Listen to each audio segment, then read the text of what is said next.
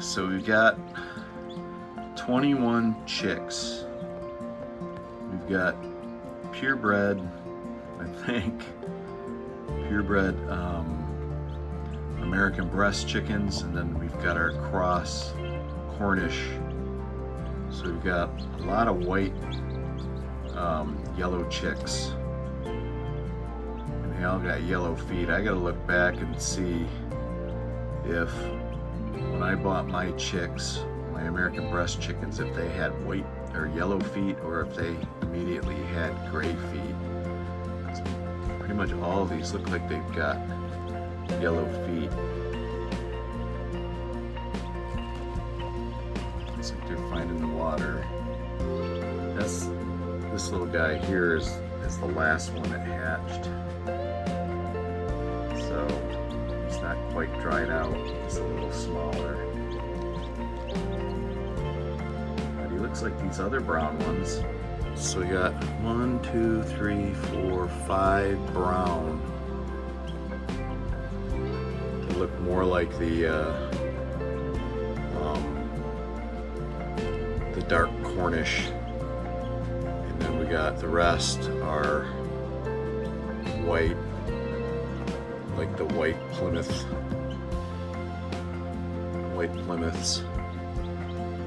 And the American breast chickens. So we're gonna have to wait and see.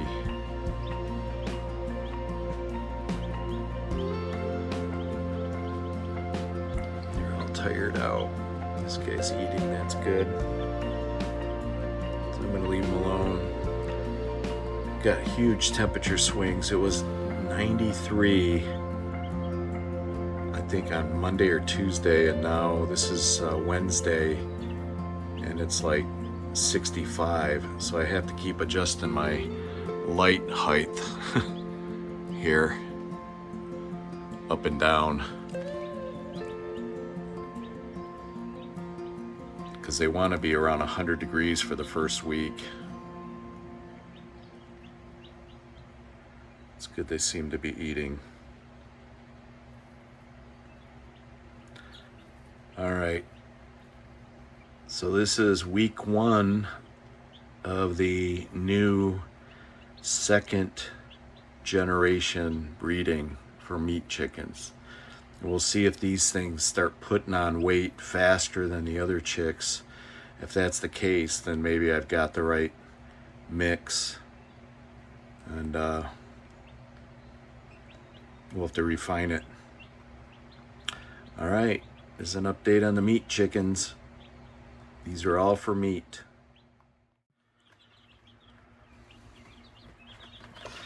Hi everyone, Steve here. Well, we've got 21 chicks. So three eggs didn't hatch. 2 of them were the cross breed, and then 1 was the American breast. So I've got, let's see, five brown chicks, which I think might be from the cross between the red hen that I have, reddish brown hen that I have. She's kind of small, and these are kind of small.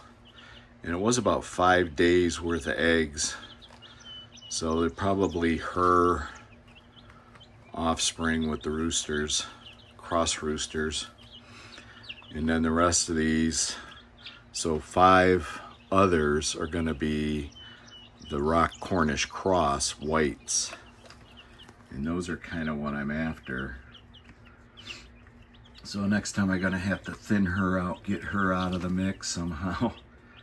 She's kind of the oddball, that one red hen. And then these are a mix. So 11 of them are the rock, or the American breasts, and 5 are the cross. And their feet haven't started turning blue, although these guys down here are looking a little blue. There's going to be more blue feet than there are going to be yellow feet. So the blue feet will be the purebreds, and then the yellow feet will be the cross. I am noticing some are a little bigger. So again, this is 1 week. They're 1 week old now. They started hatching, I think, Monday. And it's the following Monday. Well, he's got stuff all over his feet. They're getting their little feathers, wing feathers. I'm gonna have to put the screen down soon. Keep them from flying out. Because this is only about, I don't know, maybe 8 or 10 inches tall.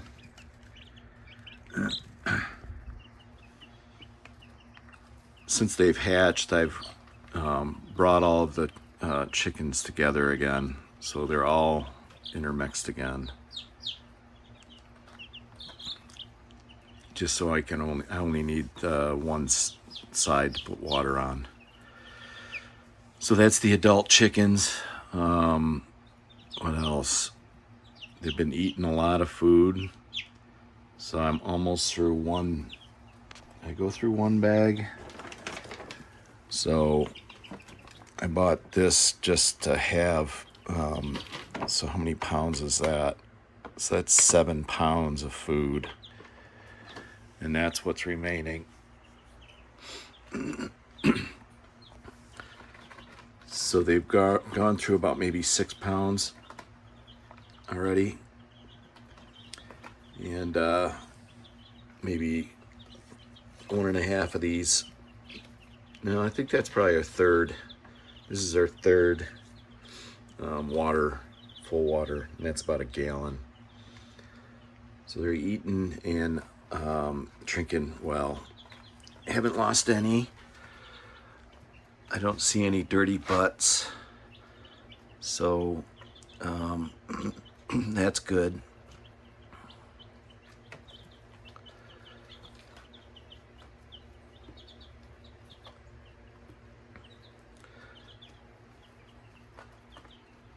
But all in all, I think a pretty good success. 21 out of 24 hatched.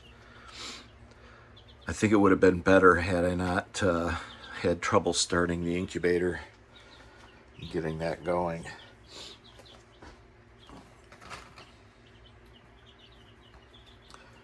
Okay, 1 week update.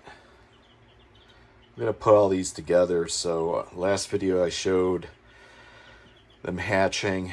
I've got like the first day, and then this is 1 week.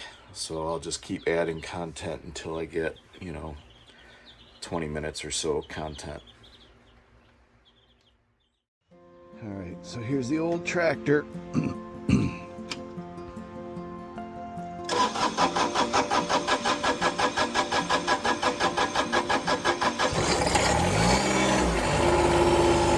little cold last night.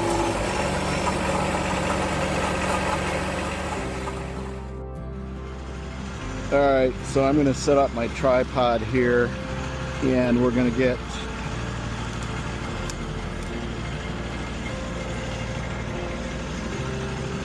some time lapse with my cell phone. Video this. There we go. Got it all set up. I'm just going to go back and forth and drag this. Try to get these weeds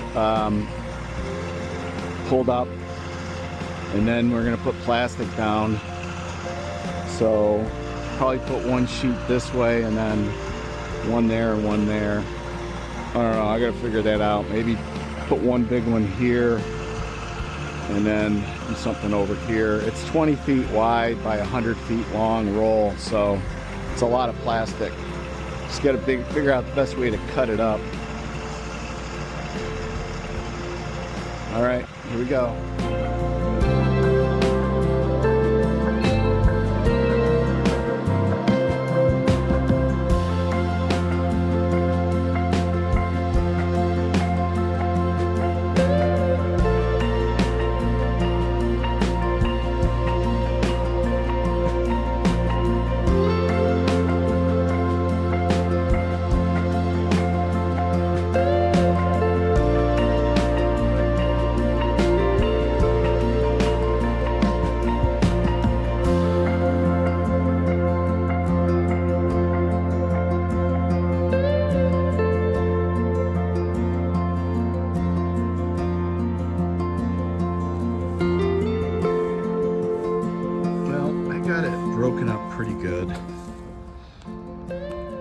So now I guess I'll grab the rake and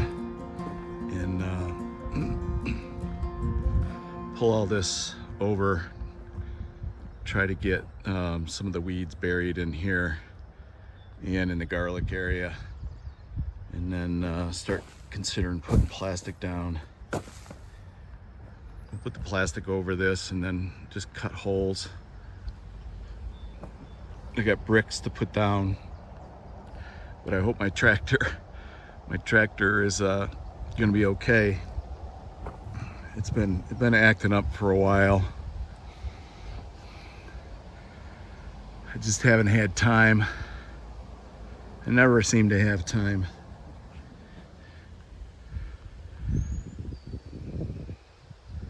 All right, clean this up. I should probably show myself more in the videos, but sometimes I forget. I wear these glasses a lot of times, and they're recording what I'm seeing, which I think people might like. If not, put something in the comments. Yeah. So anyways, we're getting the garden in, and hopefully at least get the plastic down today. I don't know if I'm going to be planting today or not. I've got bricks that I'm going to set on here. I've got some stones that have come up.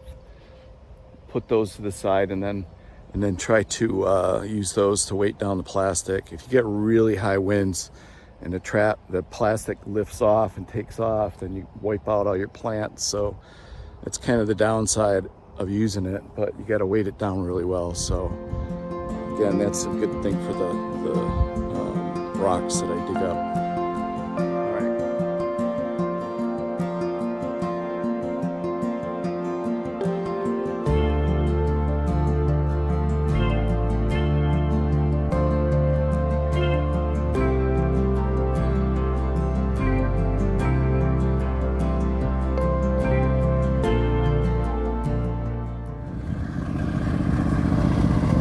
All right, I got a bunch of bricks, some rocks that I picked, and then the plastic. This is 20 by 100, 6 mil black. So I'm thinking it's 20 foot wide in this direction and 100 foot long in a roll. So based on that, I'm gonna see where 20 feet, if 20 feet's from there out to here or where it ends. And then I'll cut it this wide. And then I'll do the same thing over there. See which dimension is 20 feet. This almost looks like maybe it's 20 feet wide here. So then I just have to cut a piece this long. And then this last section here, I don't know,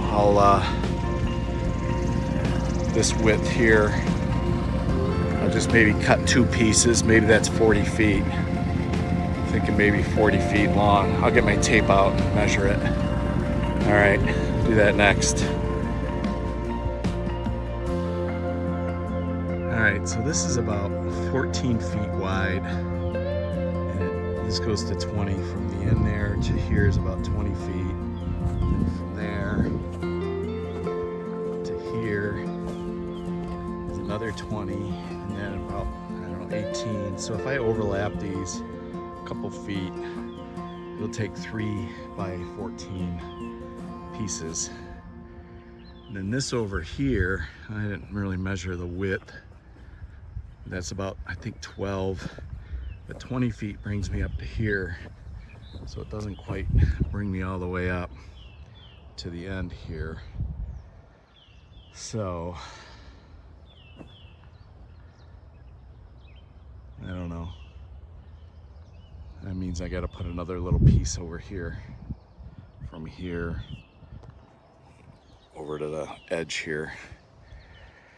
And that'll be a 20 by 20 plus the same distance here. So I'm not sure the best way to do it. I guess I'm gonna have little strips and pieces, which is fine. Then if the wind catches one, I only lose, a section. All right, so that's, 20 brings me over to about here, which is good. So 20 feet, it's right along this edge. And then to here.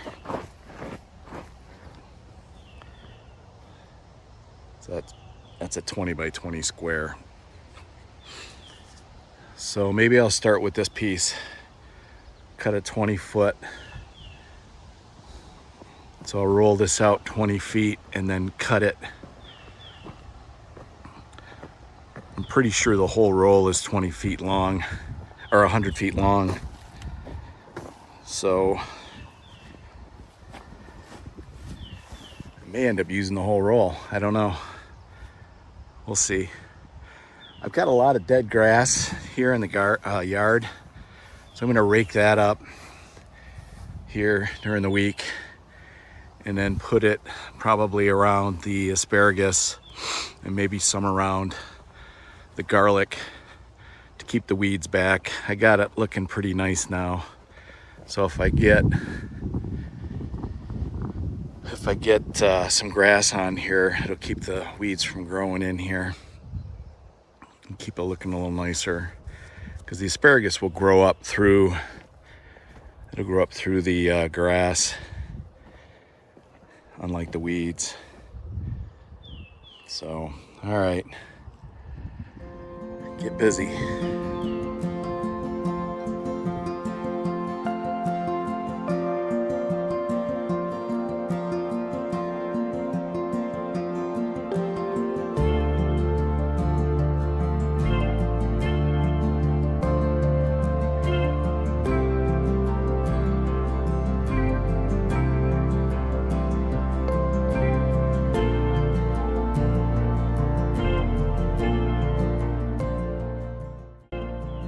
Tired me out a little bit.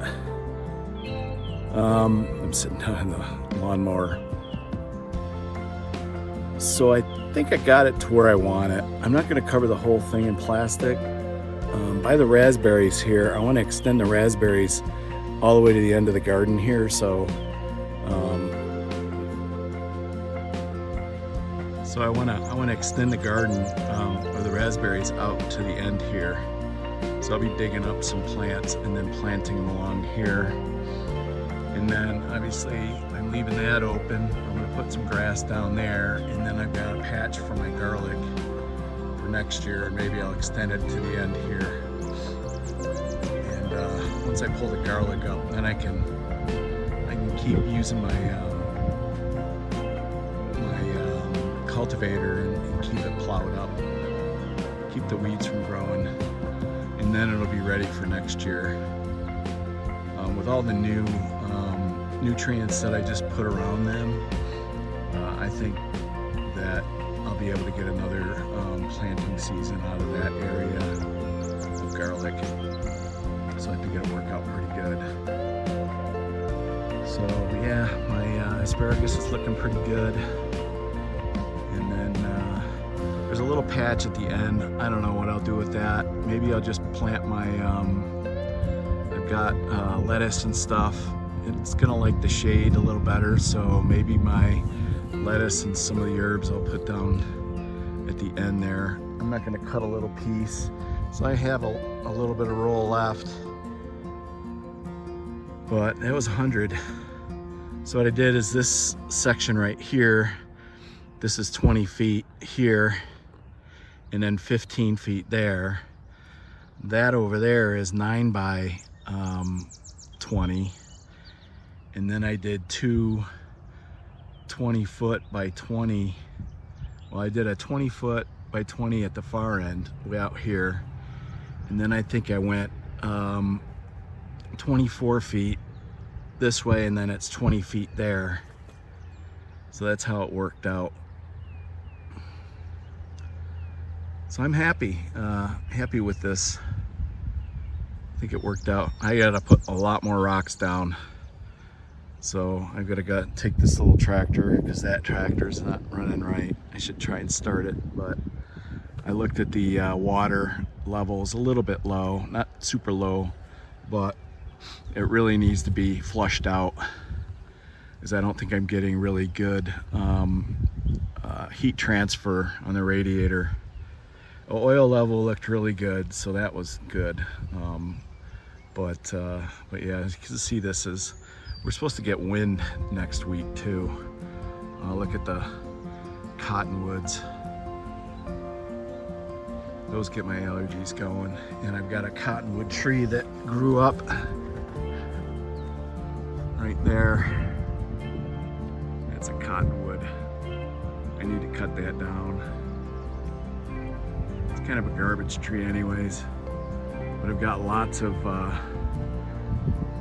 locust trees that are perfect size for making poles, fence posts. Got a lot of that I can cut down or just make it into firewood. It burns really well, but I'm losing land here.